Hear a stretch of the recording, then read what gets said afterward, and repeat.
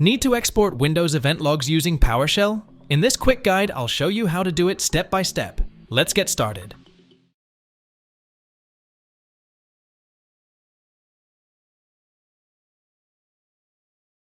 Open Windows PowerShell as administrator.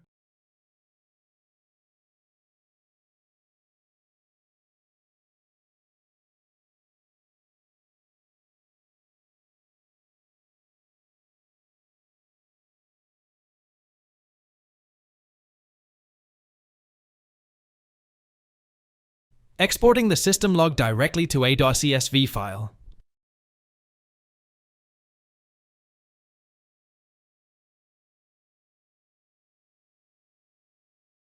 Here, the log name system means logs generated for system, and it exports in the CSV format.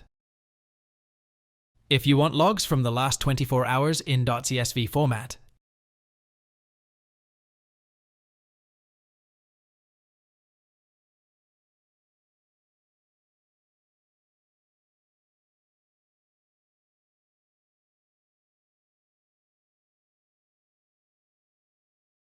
exporting the application log directly to a txt file.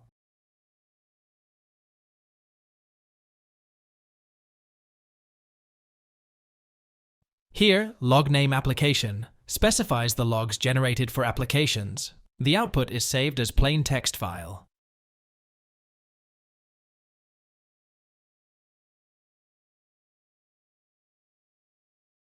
EVTX files are Windows event log files stored in the proprietary .evtx format used by the Windows Event Log service. They serve as a repository for recording events, for example, system events, application errors, security audits, generated by the operating system and installed applications. Here, EPL stands for Export-Log. The above command outputs logs in their raw, native EVTX format. The best part of generating an EVTX file is that you can directly open it in the event viewer.